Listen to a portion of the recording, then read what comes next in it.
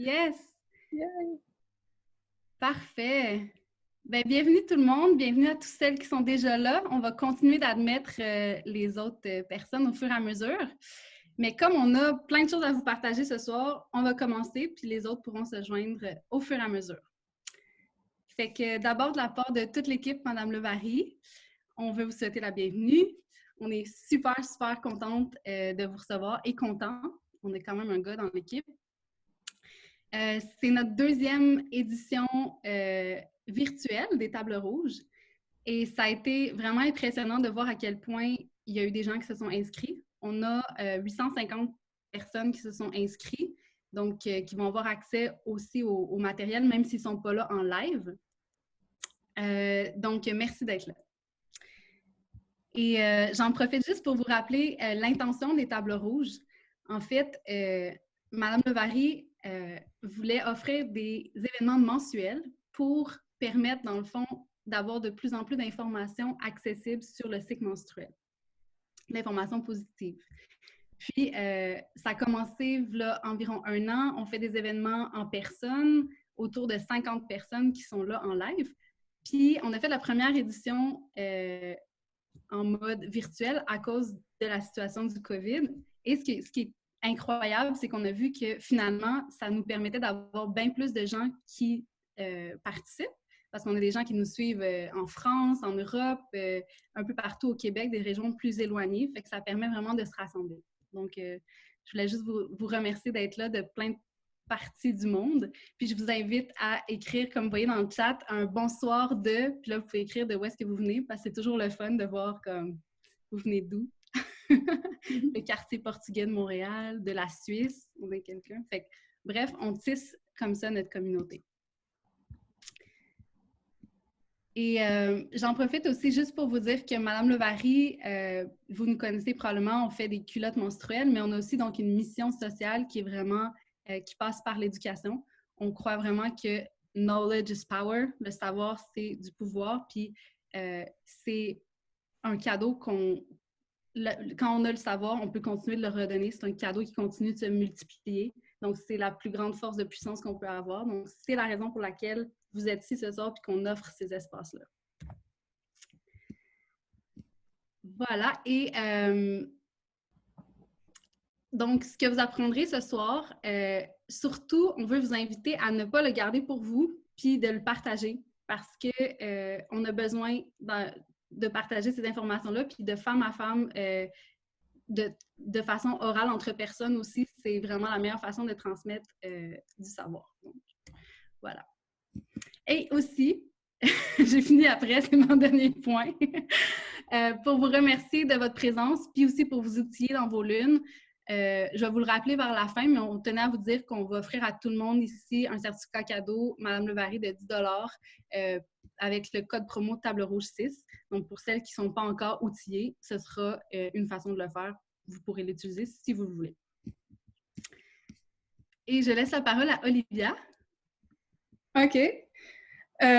Bonsoir tout le monde, puis merci pour votre présence. Donc, je suis Olivia, l'autre cofondatrice de Madame Levary, et avant c'était Erika. Ah oui. Et puis, vraiment un grand merci. On est super heureuse de vous accueillir ce soir en cette journée internationale de l'hygiène féminine ou l'hygiène menstruelle. Donc, c'est une journée en fait qui a été comme lancée vers 2014 pour commencer à grignoter le tabou qui est autour des menstruations et de positiver la manière dont on vit les menstruations.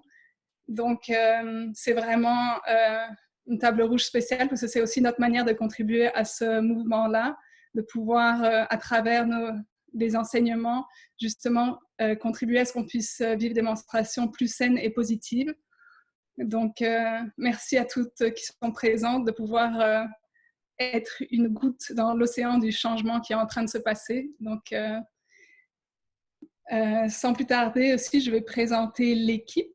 Donc, ce soir, on a Tiffany, qui est la grande maîtresse du Zoom, qui va être la maîtresse de cérémonie. On a aussi Juju et Anthony qui vont masterminder le chat. Donc, Juju aussi, on voulait particulièrement la remercier parce qu'elle a été super fine. Elle fait aussi le service à la clientèle, puis elle a envoyé tous les paquets ces mois-ci. Donc, merci Juju. Puis, on a aussi un nouvel apport qui s'appelle Daphné, qui va prendre toutes les pépites d'or qui vont être partagées ce soir et les rédiger pour qu'on puisse vous l'envoyer demain soir dans votre recap de la table rouge numéro 6. Donc, voilà, je vous souhaite de tout cœur une super belle soirée. Enjoy! Yes! Alors, juste le déroulement de la soirée, ça va être assez simple. On va commencer par faire la présentation donc sur le thème « Comprendre le cycle hormonal et équilibrer le cycle hormonal ». Ensuite, on va faire une pause hilarante à suivre. Pour celles qui étaient là à l'autre édition, vous savez de quoi je parle. Et ensuite, ça va être la période où vous allez pouvoir vous-même poser les questions à notre spécialiste qui est avec nous ce soir.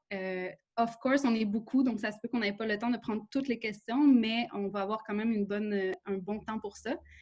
Donc, et voilà, c'est le déroulement de la soirée. Juste petit détail technique, Tiffany, si tu veux nous briefer en quelques points. Oui, tout à fait. Bonsoir tout le monde. En fait, il y a plusieurs petits points. Pendant la période des questions, vous pourrez lever la main. C'est une petite fonctionnalité qui est en bas de votre écran. Ou poser votre question par écrit dans la conversation ou dans la chat box. Puis, vous verrez, on alternera des questions orales. J'ouvrirai vos micros, puis vous pourrez poser votre question ou on prendra une question écrite. On vous conseille de vous mettre en speaker view ou vue intervenant pour profiter au maximum de la présentation. Et vous remarquez qu'on est en train d'enregistrer, puis qu'on est en live sur Facebook. On enregistre l'événement, mais on voit que les vidéos des intervenants puis des personnes qui vont parler, sur le live Facebook aussi. Puis, on va couper la vidéo et le live Facebook au moment des questions pour garder ça en safe space, puis que tout le monde puisse poser des questions de façon comme si on était dans une petite bulle ou comme si on était ensemble dans une salle, puis qu'on en profite pour partager nos expériences. Voilà, bonne soirée. Merci. Yes. Merci.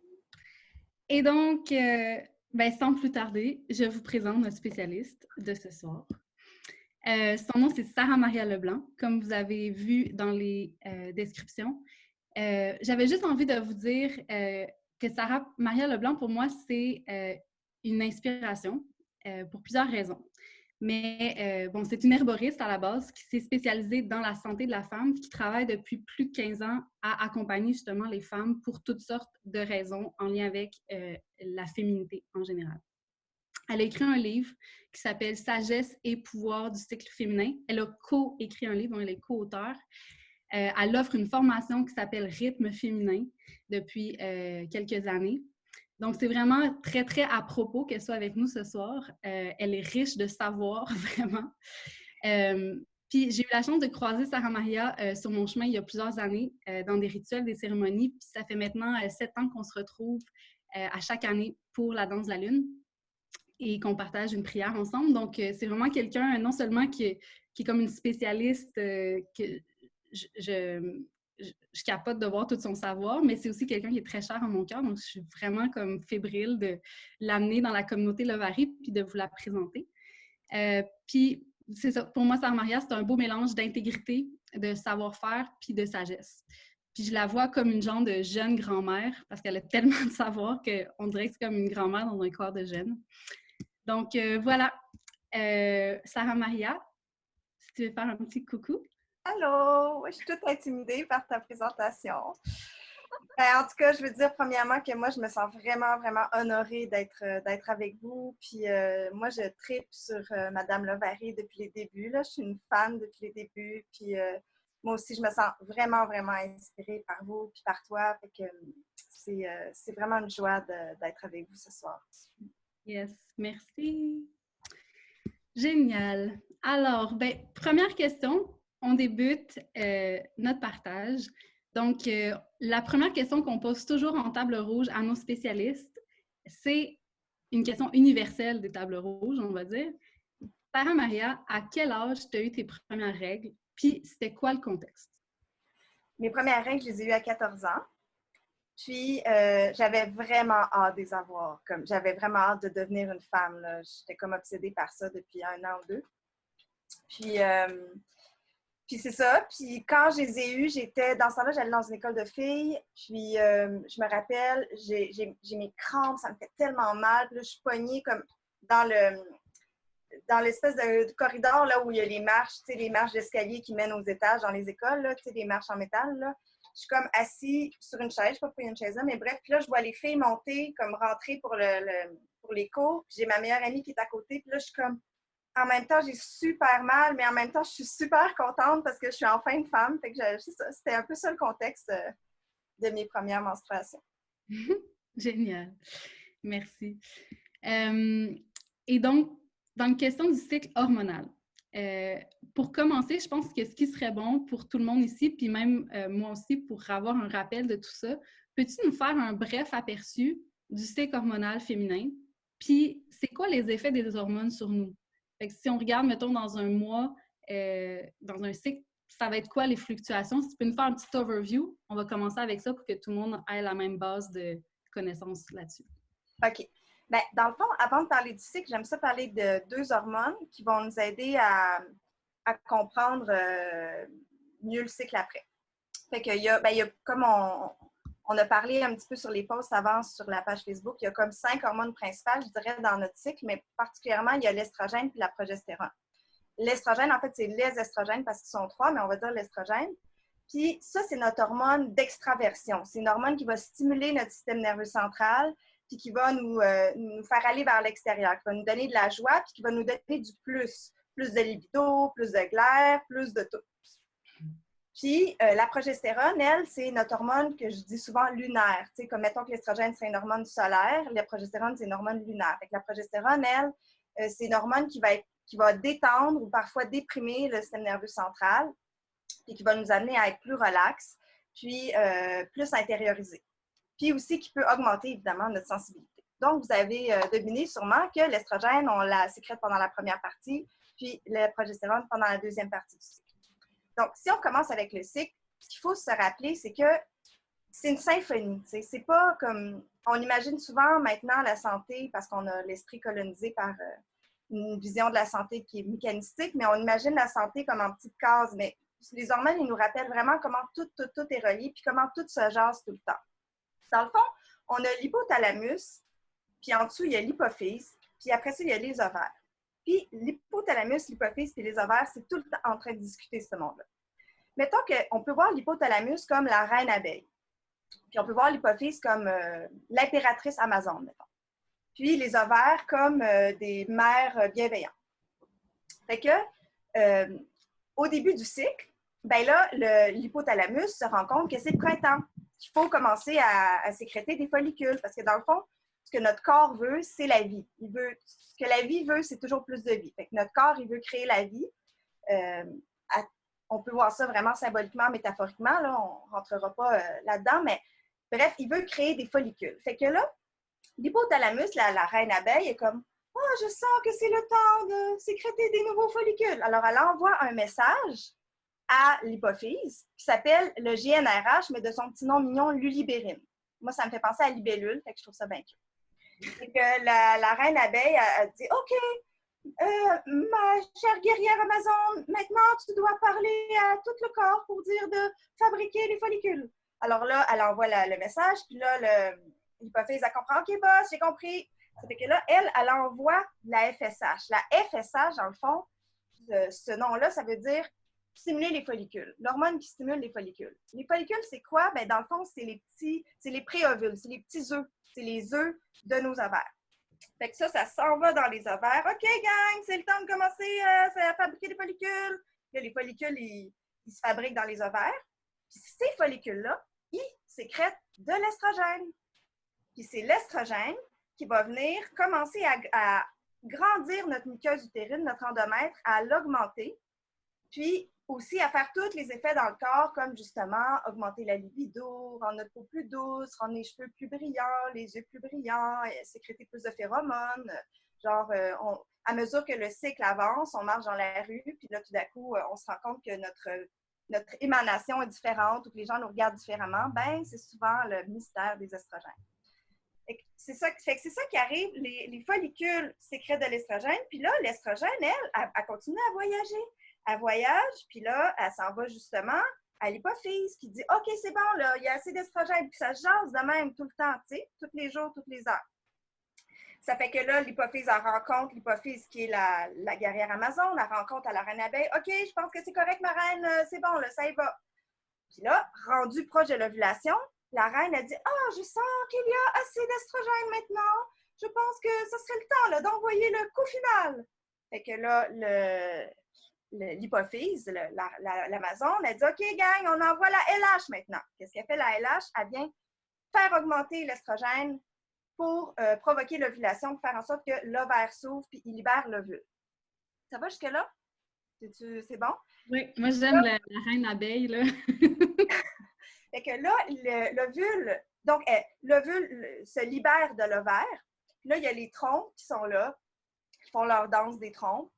Puis là, l'ovule sort et là, la trompe, elle avale l'ovule, puis elle danse comme ça, puis elle va venir avancer l'ovule à peu près jusque-là. Mettons que mon bras était une trompe.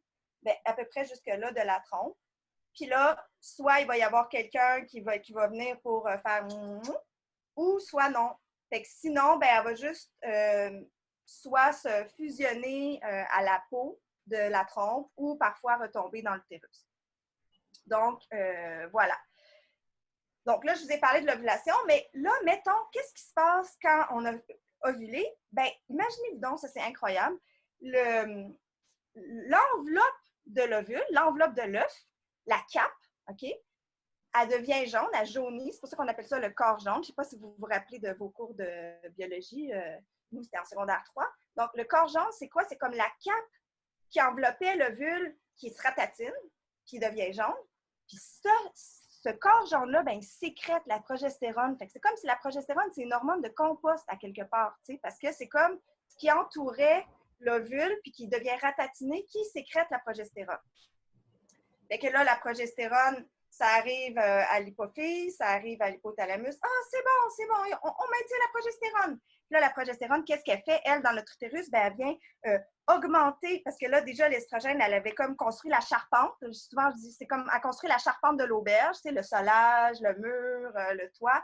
Tandis que la progestérone, elle va venir comme peinturer, mettre les petits rideaux, les fenêtres, puis mettre le mobilier, tu sais, puis augmenter le chauffage. Parce que la progestérone a fait que notre température augmente. C'est pour ça que quand on pratique la symptothermie, on est sûr qu'on a ovulé parce que notre température augmente vraiment significativement après l'ovulation. Et donc, elle augmente le chauffage pour que si jamais il y a une vie, parce que le corps ne sait pas s'il y a une vie ou pas à ce moment-là, si jamais il y a une vie, ben, il soit dans une auberge bien confortable. Puis, il va venir aussi vasculariser, il va venir créer des vaisseaux sanguins dans la muqueuse pour amener des possibles nutriments si, mettons, il y a une vie qui est là. Donc, la progestérone. Puis là, nous, pendant qu'on a la progestérone, bien là, tout d'un coup, notre humeur, elle change. Là, tout d'un coup, on est plus smooth. Puis là, bien, selon notre sensibilité ou pas à l'estrogène et à la progestérone, bien, on va être parfois plus déprimé, on va être plus irritable aussi selon comment notre foie travaille aussi, puis on peut être aussi plus sensible, etc. Donc, la progestérone a fait ça. Puis, après un certain moment, ben là, la reine abeille, elle se rend compte qu'il n'y a pas de vie, qui n'a pas été fécondée. Fait qu'elle dit à l'hypophyse, elle dit à la guerrière Amazon, « D'accord, alors maintenant, c'est le temps d'arrêter de sécréter la progestérone. » Ça fait que l'Amazon, elle envoie le message aux ovaires, puis elle dit « OK, gang, stop la progestérone, là. » Puis là, pouf, stop la progestérone, puis c'est ça qui va déclencher les menstruations, qui va faire en sorte que l'endomètre se décolle. Voilà. Wow! J'ai comme le goût de te donner des étoiles pour toute cette histoire. Tellement bien imagé. Wow! Bien, avec cet overview-là, des hormones, donc je comprends que c'est vraiment comme une symphonie, c'est une danse, puis il y a vraiment toute une séquence qui est là, puis c'est vraiment une intelligence corporelle qu'on n'a même pas idée que notre corps passe à travers ça à chaque mois. C'est quand même fantastique de le voir comme ça si clairement.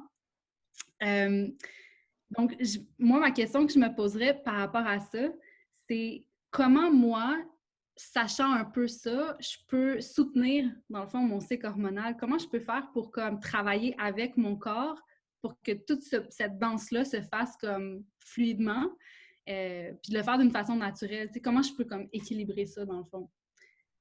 Ben, j'aime vraiment comment tu poses ta question parce que moi, j'aime beaucoup les termes accompagner et soutenir. C'est vraiment ça qu'on tente de faire en herboristerie occidentale. Puis, en fait, il faut savoir que l'hypothalamus, la reine abeille, elle est extrêmement sensible à tout. D'ailleurs, toutes les glandes sont pas mal sensibles, l'hypophyse, la thyroïde aussi. Mais mettons, l'hypothalamus, c'est comme un émetteur-récepteur. L'hypothalamus va être sensible à la nouvelle compagne ou au nouveau compagnon, à la changement de température, à la faim, à la soif, au changement de lumière, aux trucs émotionnels et à notre façon de consommer du sucre ou pas, etc. Donc, il faut savoir que déjà, quand on a un environnement changeant, ben, c'est normal que notre cycle soit changeant. C'est sûr que ça l'aide pour l'hypothalamus d'avoir un environnement qui est comme plus stable ou en tout cas qu'on sache que quand on a un environnement changeant, bien, ça va avoir un impact sur notre cycle. Ça ne veut pas dire, mais l'hypothalamus, bref, c'est une glande sensible. Fait que ça, c'est une façon déjà de base. Après ça... Je vais te poser une question par rapport à ça. On avait plusieurs femmes, des fois, moi, qui me disaient « Hey, moi, ça genre, quand je pars en voyage ou je suis partie en road trip, mes menstruations ont arrêté. » Donc, ça serait un lien avec ça? Exactement. C'est vraiment pour ça. Tout à fait. Ou quand on a un nouveau chum, ou quand on arrête de faire l'amour, ou quand... Tout ça, tu sais, on s'en doute pas, puis on pense que c'est comme ésotérique, mais non, c'est bien simple, c'est bien scientifique. L'hypothalamus est sensible à ça, fait qu'il est sensible au changement, fait que ça a l'impact sur notre cycle, tu sais. Ouais. Fait que c'est ça, donc l'hypothalamus. Puis après, ben, comment soutenir? L'autre chose qu'il faut savoir, c'est que justement, vu que c'est une symphonie, il y a plusieurs choses qui vont impacter sur notre cycle. Nos surrénales, donc l'état de nos surrénales, qui sont comme un peu nos glandes de batterie de char, comme c'est en bon québécois, là, mais de notre énergie. Puis aussi qui régule plusieurs choses, dont l'inflammation dans notre corps. Et aussi du foie. Le foie, ben, c'est lui qui va beaucoup travailler à métaboliser puis éliminer les surplus d'hormones, puis etc.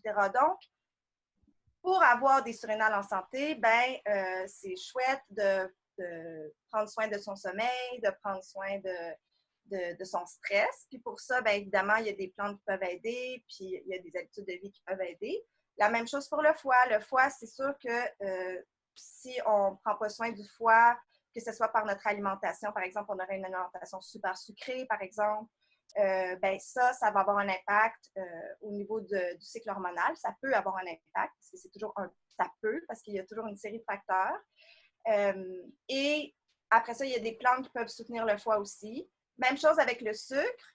La glycémie va avoir vraiment, là, comme j'ai beaucoup de clientes avec le syndrome des ovaires polykystiques, puis une des raisons d'un cycle déréglé, c'est parfois qu'on aurait le syndrome des ovaires polykystiques. Puis ça, la glycémie, elle a vraiment un rôle super important. Fait qu'il y a beaucoup de choses qu'il faut savoir déjà pour équilibrer son cycle, mais il y a plein de plantes aussi qu'on peut prendre qui peuvent nous aider.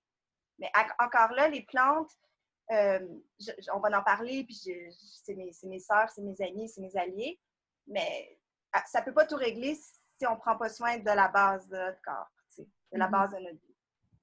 C'est bon.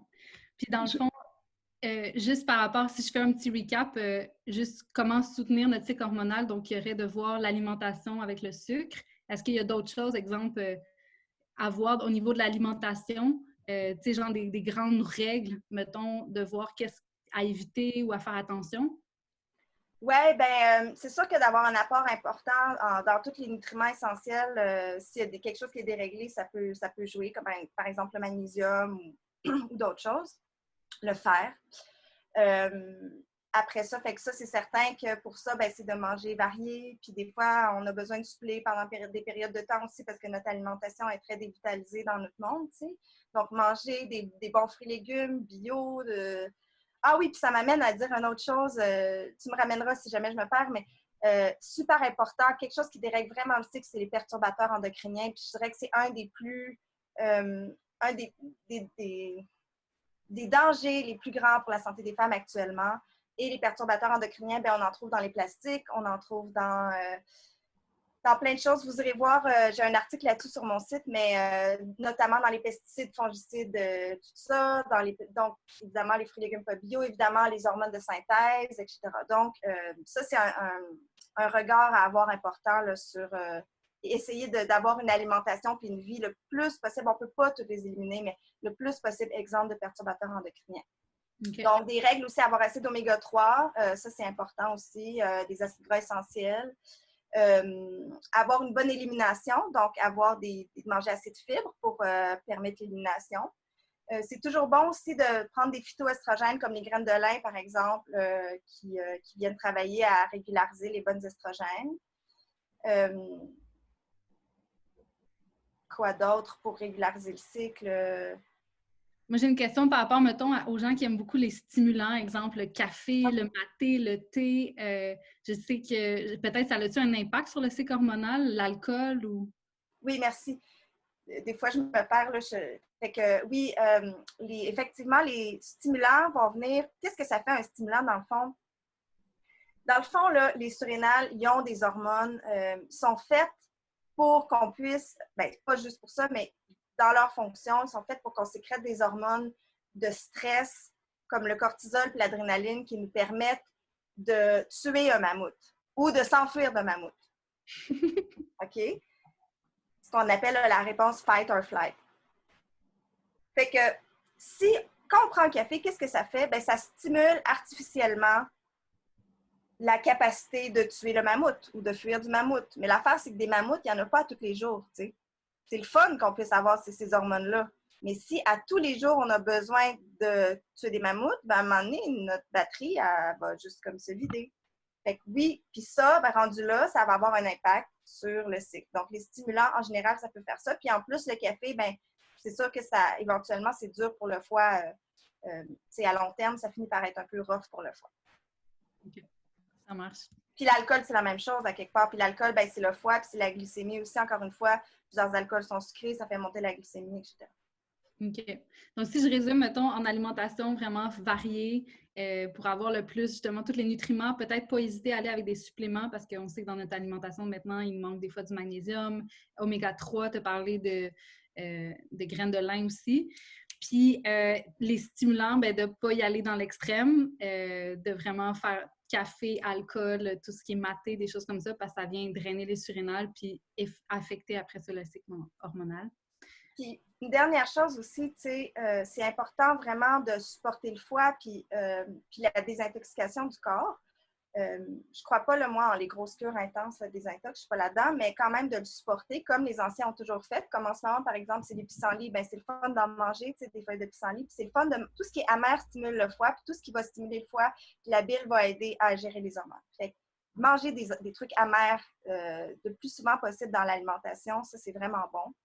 Puis des antioxydants aussi. Tu sais, tout ce qu'on dit finalement, là, ça revient un petit peu à la même chose. Ça va tout avoir un lien sur les hormones. Puis une dernière chose, c'est l'eau. Il faut absolument boire de l'eau parce que l'eau, ça aide plein de processus physiologiques. L'eau est tellement merveilleuse. Puis ça vient aussi nous aider à détoxifier le corps. Puis finalement, ça fait juste supporter nos organes pour faire en sorte que ça métabolise, que les hormones soient mieux métabolisées puis excrétées. Nice. Merci. Moi, je voulais poser une question. Je sais que de nos jours, il y a beaucoup de femmes qui prennent justement la pilule ou des contraceptifs. Et donc, j'imagine que ceux-ci viennent justement jouer dans le cycle hormonal. Puis, je voulais savoir si tu pouvais comme nous décrire peut-être brièvement qu'est-ce que c'est leur action sur le cycle et aussi de peut-être si tu avais des recommandations à donner pour comment rééquilibrer son cycle une fois qu'on a arrêté de prendre la pilule? Oui, alors, les hormones, en fait, il y a différents types de contraceptifs. Il y en a qui sont plus avec des estrogènes. Il y en a qui sont plus avec la progestérone, puis il y en a qui sont plus balancés. Fait que ça fait différentes choses selon c'est quoi. Il y en a qui font à peu près comme si on était enceinte.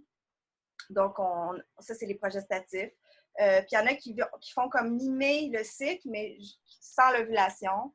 Bref, ça serait comme un peu compliqué de rentrer dans tout ce que ça fait chacune des contraceptions.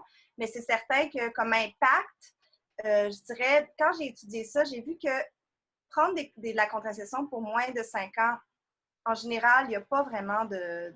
À part si on est vraiment sensible, si on a des problèmes circulatoires, ça, il faut vraiment faire attention, surtout si c'est des estrogènes. Mais il n'y a pas, c'est pas tant d'impact. Mais à partir de plus de 5 ans, puis surtout à partir de plus de 10 ans, là, ça commence à devenir plus potentiellement dangereux, que ce soit pour le foie, l'équilibre hormonal, les maladies reproductives, etc. Donc, ça, c'est à savoir. Ça donne une petite marge de manœuvre par moment. Voilà. Puis, après ça, comment on fait pour se faire un protocole de transition de la pilule vers un cycle naturel? Bien, ça, vraiment, je vais prendre le protocole de mon livre parce que je trouve bon. Je trouve que... Puis, ce que je veux dire, c'est que ce protocole-là, ça a été fait suite à des essais avec des clientes qui marchaient bien.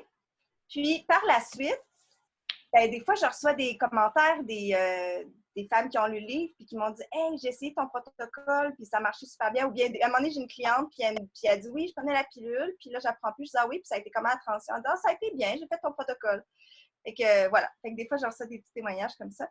Mais bref, l'idée, c'est vraiment d'utiliser le chardon-marie puis le pissenlit en combiné, qui sont 2 plantes qui travaillent sur le foie. Les 2 plantes sont hépatoprotectrices, mais particulièrement le chardon-marie.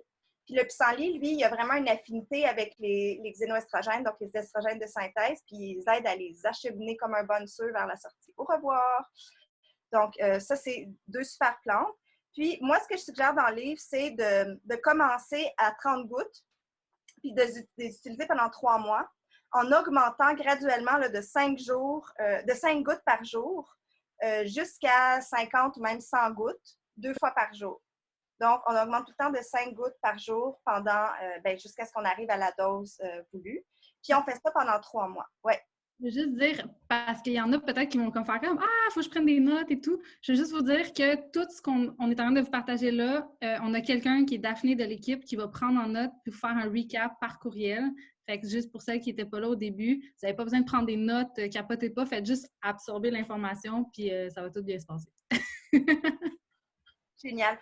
Donc, quand je parlais de chardon-marie, de pissenlit, je parlais de teinture. Des teintures, c'est des macérations de plantes dans un solvant. Le solvant, ça peut être de l'alcool ou de l'alcool 40 ou de la glycérine ou du vinaigre de cidre de pomme. Moi, je travaille beaucoup avec l'alcool pour plein de raisons, mais bref, voilà. Fait que ça, c'est le protocole. Puis après, ben ça, c'est l'aspect détox. Puis c'est bon de prendre des antioxydants dans ce temps-là aussi. Puis de boire vraiment beaucoup d'eau pour compenser si jamais il y aurait des symptômes qui apparaissent. Puis ça, c'est s'il y a eu des contraceptifs oraux. Mais après, s'il y a eu un stérilet, par exemple, là, ça peut être intéressant de travailler au niveau même de l'utérus avec des plantes comme le framboisier et particulièrement l'alchimille, qui va venir vraiment tonifier l'utérus puis aider l'utérus à se régénérer puis aussi à se calmer du stérilet. Puis aussi l'achillée. L'achillée millefeuille, c'est une super plante pour équilibrer le système hormonal. Dans ce protocole-là, moi, ce que je suggère, c'est de prendre le chardon-marie et le pissenlit en teinture, puis de prendre de l'achillée en tisane, une cuillerée à thé par tasse, 2 tasses par jour. Yes. Okay. Je vais peut-être sauter quelques questions, mais est-ce que j'ai souvent entendu qu'il y avait des femmes qui ont pris la pilule pendant longtemps et qu'au moment où ils ont arrêté la pilule, ils n'ont pas eu leur menstruation pendant plusieurs années. Est-ce que tu aurais genre une explication pour ça, puis à nouveau des recommandations? Oui, bien c'est comme si leur cycle, il a compris qu'il n'y avait plus à... Parce qu'en fait, quand on prend la pilule, on n'a plus de cycle. T'sais? On n'a plus de cette discussion-là qui se passe. Fait que le cycle, il a comme été sur pause, puis il est un peu mélangé. T'sais. Il est comme, OK, l'hypophyse, l'hypothalamus sont comme, wow, qu'est-ce qui s'est passé? Fait que selon la femme, ben, ça va durer plus ou moins longtemps. Puis après, ben, pour ça, parce que là, j'ai parlé du foie, mais c'est sûr qu'effectivement, une chose que je fais maintenant que je ne faisais peut-être pas là, avant, c'est d'utiliser le Vitex, le Gatilier, qui peut vraiment faire en sorte que les règles reviennent plus rapidement après l'arrêt de la pilule. Fait que ça peut être une idée aussi d'utiliser le Gatilier en teinture juste pour ramener le cycle rapidement. Parce que le Vitex, en fait, le Gatilier Vitex, il joue sur l'hypophyse. C'est vraiment, il agit directement sur l'hypophyse. C'est une des seules plantes d'ailleurs qui fait ça. En tout cas, qu'on utilise dans notre pharmacopée. Donc, ça peut être une idée là, d'utiliser ça. Nice. Moi, je veux juste dire que je vois les questions dans le chat. Fait que je vois déjà qu'il y a plein de gens que ça stimule les questions. Je veux juste vous rassurer, celles qui ont posé des questions, que la période de questions va juste être un petit peu plus tard, mais on va y revenir à vos questions. Puis j'en profite aussi pour mentionner quelque chose que j'aurais dû dire au début. J'apprends et nous sommes humains, nous ne sommes pas parfaits. Donc, j'aurais dû dire au début. C'est sûr qu'on parle du cycle menstruel, on parle de la santé féminine, de la femme, mais en fait, je voulais juste inclure toutes les gens qui s'identifient à femmes, of course. J'ai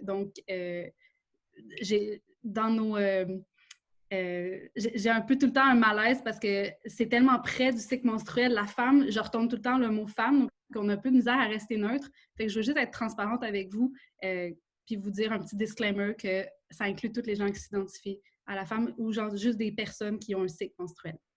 Donc voilà, juste pour que ça soit bien clair, que tout le monde se sente bienvenu. Et pour la poursuite, Olivia, est-ce que tu voulais poser une dernière question? Je sais que là, dans le temps, il nous resterait 10 minutes avant de passer à la suite. Fait Moi, j'étais curieuse aussi quand tu parlais de la reine des abeilles, puis l'Amazone, puis si tu avais comme des tuyaux, des conseils pour voir comment on peut intégrer ces deux personnages le mieux qu'on peut dans le quotidien. Peut-être aussi si je reframe la question, parce que je pense comment on peut adapter notre quotidien en lien avec notre cycle hormonal. Je ne sais pas si c'était ça un peu aussi, Oli, que tu voulais dire. Ouais. Merci pour les sous-titres. OK, super. Ben oui, c'est ça. Alors, en fait, je l'ai vraiment dit d'emblée au départ, c'est d'avoir un rythme de vie qui est quand même assez stable. Surtout si on a des équilibres, je ne dis pas qu'il faut avoir une vie plate et faire toujours la même chose. Là. Moi, je suis quand même une femme qui fait des millions d'affaires et qui bouge beaucoup, mais quand on a en tout cas un cycle hormonal déréglé, là, mettons, ou qu'on souhaite ramener plus d'équilibre, ben ça, c'est une chose à faire, amener de la stabilité dans notre quotidien. Après, en général, ben on revient aux bases de la santé dans notre quotidien pour prendre soin de notre cycle et de nos glandes. On se couche, on essaie de dormir un bon 8 heures par nuit. Et oui, comme je disais en discutant avec Erika l'autre jour, dans les années 50, la moyenne du sommeil, c'était 10 heures par nuit, la moyenne. Donc, puis dans les dernières recherches, Harvard, ils disent que c'est vraiment entre 7,5 et 8,5 heures par nuit qu'on devrait dormir, puis que sinon, ça commence à hypothéquer notre santé. Bon, après, il y a plein de gens qui disent plein de choses, puis tout, mais ça donne quand même une petite idée, tu sais. Et donc, dormir un bon temps d'heure, puis même si on a un cycle déréglé, dormir un petit peu plus tôt que ce qu'on dort si on dort tard, bien ça peut être vraiment des bonnes habitudes à prendre dans notre quotidien. Puis aussi, après, on n'en a pas parlé, mais j'en parle dans mes ateliers et dans le livre, d'avoir un lien, de se relier à la symbolique, puis aux archétypes je trouve que ça l'aide d'utiliser la symbolique pour comprendre la texture de chaque phase hormonale. Donc, si, par exemple, on est dans la première partie où les estrogènes sont très forts, bien, on peut être relié à des archétypes plus guerriers, hein, plus d'action. Puis après ça, on pourrait être relié, à mesure que les estrogènes avancent, à des archétypes plus soit de prendre soin ou de sensualité, parce qu'avec les estrogènes qui montent. Puis après ça, dans la progestérone, d'être relié à des archétypes plus d'intériorisation. Puis après ça, dans les menstruations, mais plus des archétypes de repos, de sagesse. Donc, d'utiliser, je pense, la symbolique, puis de créer un environnement dans notre maison qui honore ces parties-là de nous. Parce que, on connaît très bien, on connaît très, très, très bien l'Amazon dans notre monde, mais on connaît un peu moins les autres. Donc, de donner de la place, bien, dans l'inconscient, ça joue un rôle, ça fait un travail, puis ça fait en sorte que notre cycle devient plus harmonisé. Donc, ça peut être un petit truc. Merci. OK, j'ai une dernière petite question. Tu parlais de notre cycle hormonal, il est vraiment construit pour donner la vie. Parce qu'on est là pour créer la vie. Et donc, moi, personnellement, j'ai fait un choix de de pas avoir d'enfants. Et donc, j'ai l'impression qu'avec l'âge, tous les symptômes d'irritation, de sensibilité du système nerveux, peut-être de dépression, s'intensifient. Est-ce que ça peut être... est-ce que c'est directement lié, j'imagine que c'est directement lié au système hormonal. Et est-ce que tu aurais des conseils à donner pour mieux gérer les fluctuations? Oui, tu veux dire particulièrement avant la période des menstruations? Ouais. Ouais. Il y a deux choses dans ce que tu dis. Je vais répondre aux deux choses parce que je trouve ça intéressant. Tu sais, quand je dis que le corps est fait pour ça, mais après ça, il n'y a pas de... Je veux vraiment pas que vous entendiez qu'il y a un jugement de valeur sur faire ou pas des enfants. Là, ça n'a vraiment pas rapport avec ça. Je fais juste comme biologiquement parlant, là, tu sais. Oui. Et après, tu sais, moi, je pense que justement, cette énergie-là de création, on l'utilise pour d'autres choses maintenant, puis on a la possibilité de le faire, puis alléluia, tu sais. Première chose. Deuxième chose, donc oui, plus on vieillit, plus les symptômes habituellement apparaissent de syndrome prémenstruel, que j'aime bien appeler, comme le Réseau québécois d'action pour la santé des femmes l'appelle, l'exacerbation prémenstruelle au lieu de syndrome, c'est comme si on était malade. Donc, l'exacerbation de plein de choses. Et après ça, pourquoi? Bien, déjà parce que le foie, avec le temps, il est moins en forme que quand on avait 20 ans. Tu sais. Fait que ça, juste en prenant soin du foie, déjà, on retrouve une sorte de souplesse avant les menstruations au niveau surtout de l'irritabilité. Donc, des plantes qui vont travailler sur le foie. Puis après ça, le système nerveux, c'est la même chose. Les surrénales aussi, ils ont plus travaillé à 40 ans qu'à 20 ans, tu sais. Donc, fait que c'est prendre soin des surrénales, c'est revenir à la base du sommeil, de prendre soin des plantes adaptogènes, de prendre soin des plantes, de prendre des plantes nervins, donc qui prennent soin du système nerveux. Puis de vraiment, on n'en prend vraiment pas assez soin des surrénales. Fait que vraiment prendre soin de ces glandes-là en faisant des choix pour notre vie qui sont nourrissants, qui sont soutenants. Tu sais. Puis après ça, ben, ça réduit vraiment, vraiment les symptômes là, de prémenstruels à ce moment-là. Là, voilà. Puis ben, bien dormir pendant ce temps-là, c'est comme ce temps-là, mais c'est souvent ce temps-là qu'on a plus de difficulté à dormir. Mais prendre plus de plantes calmantes pendant ce temps-là, c'est vraiment ça qu'il faut faire là, pour s'assurer de bien dormir parce que ça a un impact super gros, le manque de sommeil pendant cette phase-là du cycle. OK, merci. Merci. Ben, je vous annonce qu'on est super bon dans nos timings. C'est incroyable. Je ne sais pas comment on fait, mais c'est super. Il nous reste 5 minutes pour juste clore, mettons, la première partie, qui était nous, avec les questions qu'on avait préparées et tout, avant de passer à la suite. Donc, peut-être que on aurait 2 dernières questions pour toi, Sarah. Une en lien avec les crampes menstruelles. Donc, la question qui tue. Est-ce que les menstruations, c'est supposé d'être douloureux? Non! C'est pas supposé d'être douloureux, les menstruations. Ben non! Hey, ça vient du patriarcat. Voyons donc. On n'est pas supposé d'avoir mal pendant nos menstruations. Mais oui, l'utérus, il faut qu'il relâche. Il faut qu'il relâche l'endomètre. Fait que des sensations d'utérus qui contractent. Hein? Il y a des prostaglandines qui vont venir faire contracter l'utérus pour qu'il relâche. Mais après, d'avoir des grosses douleurs, tout ça, non. C'est vraiment relié à d'autres choses. Dans le fond, là, pourquoi on a des crampes menstruelles? Bien déjà, quand on a des crampes, on a des contractions. Comme je disais, c'est des prostaglandines qui vont venir faire donner des contractions à notre utérus. Mais normalement, on a d'autres prostaglandines dont on ne parle jamais, qui sont les prostaglandines E2 puis E1, qui vont venir travailler, pas de E2, excusez, les E2, c'est les inflammatoires, mettez pas ça dans le transcript, les E1 puis E3 qui sont les anti-inflammatoires. Donc, les E3 particulièrement qui vont venir calmer les réactions d'inflammation puis de spasme des premières prostaglandines. Fait que normalement, on a comme un système d'autorégulation, comme par exemple quand on se fait mal. T'sais, heureusement qu'on a de la douleur parce que ça nous avertit qu'il y a quelque chose, mais après ça, il y a le corps.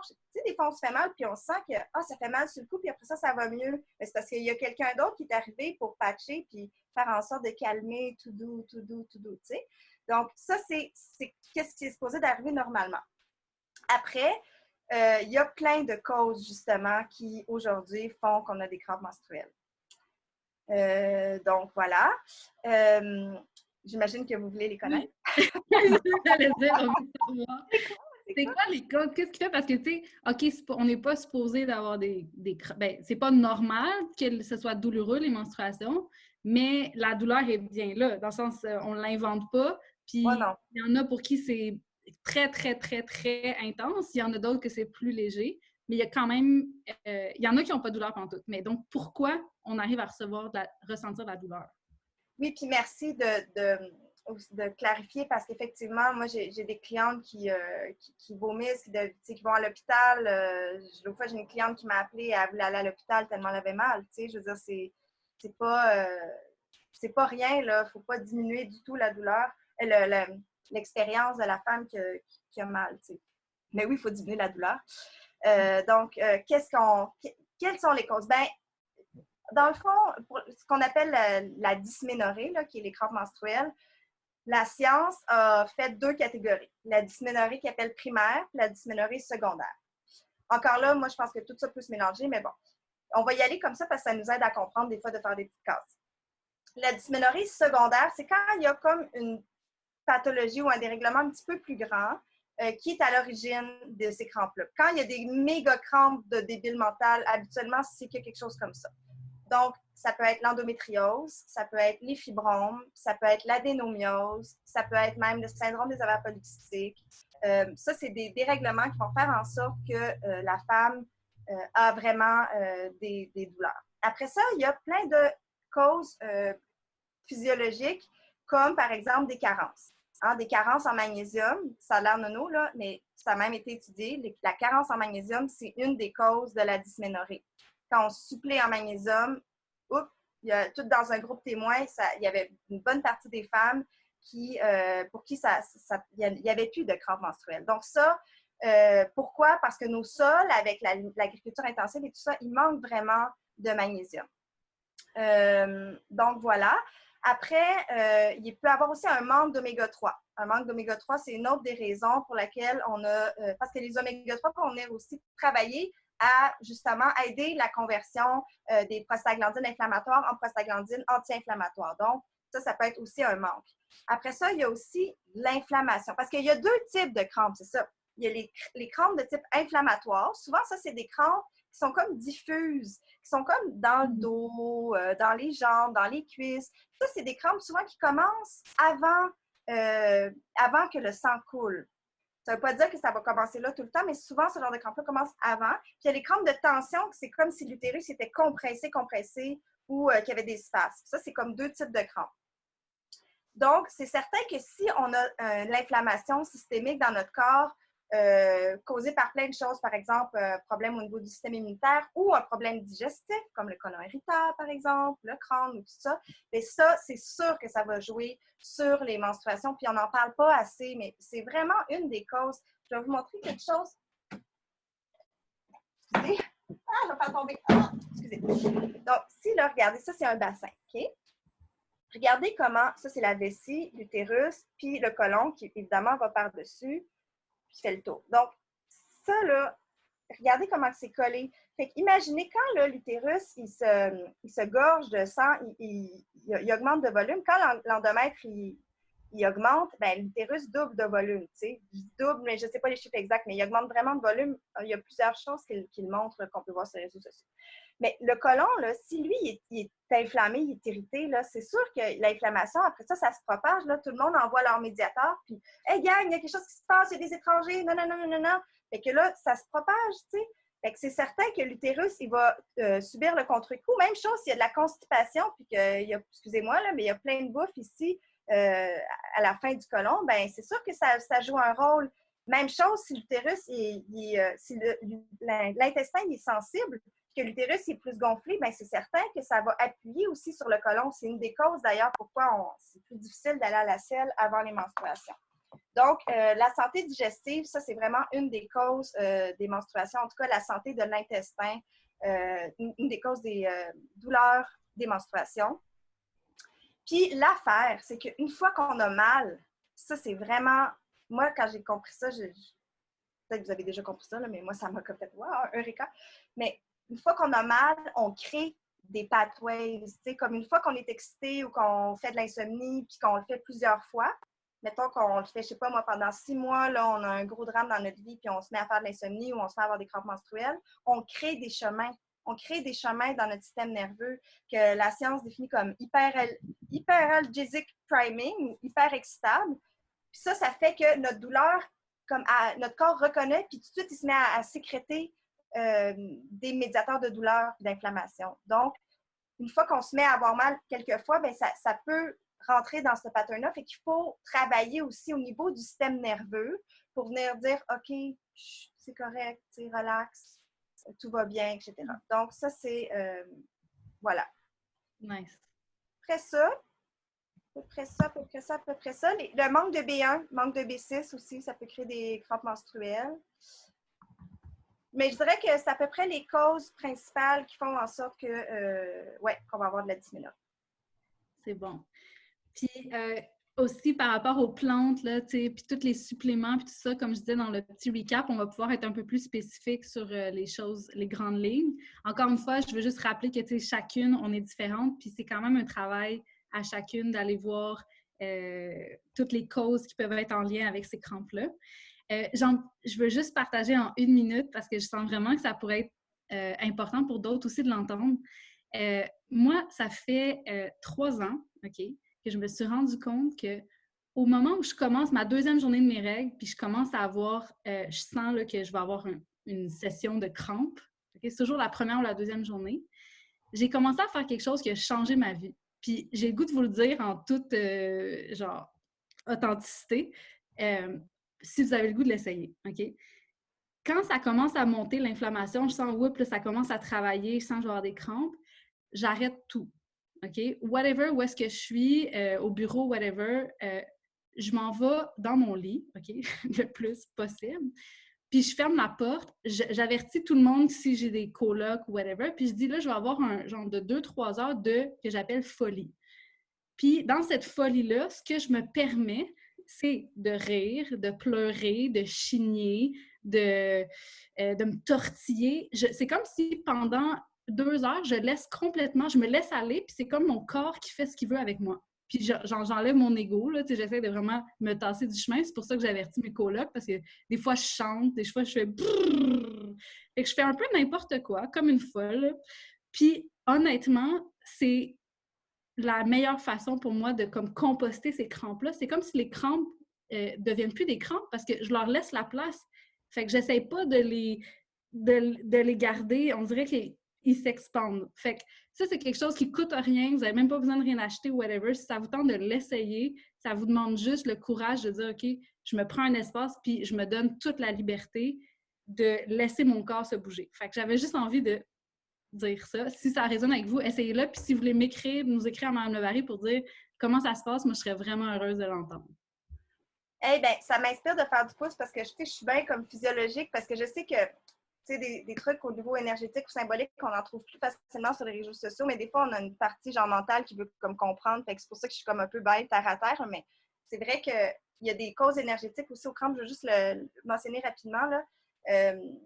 Il y a aussi la stagnation en médecine chinoise qui fait en sorte que quand on ne bouge pas assez, juste le fait qu'on soit sédentaire et qu'on ne bouge plus, là, bien, à un moment donné, le bassin, il a besoin de bouger. Justement, on a vu les organes tout à l'heure, ça a besoin de bouger, ces affaires-là. Fait que le fait d'amener de la chaleur, le fait de bouger cette région-là, de faire du baladier, etc., ça vraiment aussi, ça vient détendre l'utérus. Puis une autre chose qui crée ça, c'est les tensions sexuelles. Quand on dépasse nos limites au niveau sexuel, moi, j'ai vraiment remarqué que ça jouait vraiment un gros rôle sur l'utérus. Fait qu'il y a un aspect à apporter à ça. Puis, il y a beaucoup d'auteurs puis de traditions anciennes aussi qui disent que l'utérus, c'est le siège du pouvoir, Puis toutes nos relations avec comment on prend notre place, puis comment on prend notre pouvoir dans la vie, puis etc., bien ça va aussi. Puis comment on s'accorde du temps pour s'arrêter. Des fois, c'est comme l'utérus qui crie « Hey! » Je pense que grand-mère Francine en a parlé l'autre fois, mais si on n'accorde jamais de temps à notre corps de s'arrêter, si on n'a jamais de temps de doudou, bien, l'utérus, à un moment donné, il va revendiquer ce temps-là, puis il va dire « Hey, girl, tu as besoin de settle down, tu as besoin de t'arrêter, puis tout ça. » Fait que ça aussi, c'est important pour moi de dire ce petit côté-là, là, énergétique psycho, là. Nice. Super. Ben, on est dans les temps, donc moi, je suis pas heureuse d'être dans les temps, vous avez une petite obsession. Merci pour toute cette première partie-là, plus présentation. Je vois que ça a généré énormément de questions sur le chat. Donc, on va y aller sans plus tarder pour notre petite pause, OK? Parce qu'on sent que une grosse partie de ce qu'on fait, c'est oui, on absorbe l'information, mais c'est bon de l'intégrer dans le corps. Puis, avec Mme Levary, ce qu'on aime beaucoup d'habitude, c'est danser pour intégrer cette information-là. Mais dans le contexte d'un virtuel, on vous propose un défi qui est 45 secondes de rire. OK? Puis là, on va forcer le rire. Puis si vous pouvez le forcer pendant 45 secondes, ça ne dérange pas, ça va vous donner tous les bienfaits, il n'y a pas de problème. On va tous vous unmuter, comme ça, on va tous s'entendre rire pendant 45 secondes. Puis je niaise pas, je vais mettre Oups, on ne voit pas mon téléphone. En tout cas, je vais mettre mon cadran pour qu'on ait 45 secondes. Donc, est-ce que vous êtes prêts, l'équipe Levary? Faites-moi un signe si vous êtes prêts. Bien, en fait, tout le monde, faites ça. Everybody's ready? C'est bon. OK, dans 5, 4, 3, 2, 1.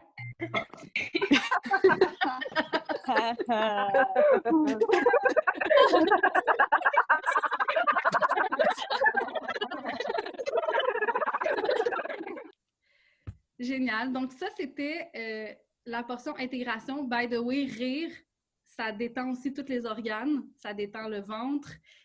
Aussi, avoir des orgasmes. Donc, quand vous avez des crampes menstruelles, nous, on avait une personne à la table rouge qui conseillait vraiment du self-pleasuring. Donc, carrément, la masturbation peut être vraiment un outil pour nous, pour réduire les crampes menstruelles. Donc, no shame, soyez complètement genre... à l'aise de le faire, c'est vraiment une médecine. C'est une médecine, encore une fois, c'est gratuit, c'est un outil qu'on a, donc utilisez-le.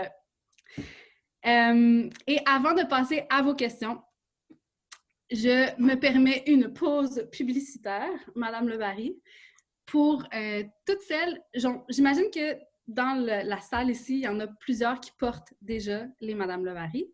J'ai même vu dans le chat qu'une personne me disait « Moi, depuis que je porte les Mme Levary, mes segments sont moins abondants. Est-ce que c'est normal? » Donc, je voulais juste, pour celles qui ne connaissaient pas les Mme Levary, je vous présente la fameuse bobette. Puis en 1 minute, éclair, je vous présente comment ça marche. Le sous-vêtement porté seul, c'est l'équivalent d'un protège-dessous. Fait qu'on peut porter ça dans des journées de flux léger. Moi, concrètement, je vais porter ça vers la fin de mon cycle, toute seule, sans rien d'autre, quand les segments sont vraiment légers. Dans mes premières journées où là, c'est super abondant, c'est là où je viens rajouter des serviettes amovibles à l'intérieur du sous-vêtement. Et ça s'insère comme ça ici, dans les petites pochettes. Et la chose qui est merveilleuse, c'est qu'on peut les changer au fur et à mesure de la journée. Donc, je vais changer le pad aux 3-4 heures, ça dépend de chaque femme puis du flow. Puis, j'ai mon petite pochette en tissu antifluide qui permet que si je suis au bureau, à l'école ou whatever, à l'extérieur de la maison, j'ai juste à changer le pad, je le mets dans une section, je prends un propre dans l'autre, je referme le petit sac. Il n'y a pas de possibilité que ça coule, je peux le mettre dans mon sac, pas besoin de sac de plastique en plus, c'est vraiment fait pour ça. Et quand j'arrive à la maison, je fais tout simplement rincer à l'eau froide et ensuite, je fais un lavage à la main. Et vous pouvez aussi le mettre à la laveuse, en fait, là, les deux, c'est correct. Donc, voilà, c'est les bobettes Mme Levary. Ça, c'est le modèle bikini, mais sachez qu'on a comme un modèle short, un modèle taille haute et tout ça. Donc, juste par curiosité, ceux qui ont leur caméra, qui est-ce qui porte les Mme Levary dans le truc? Ah, nice!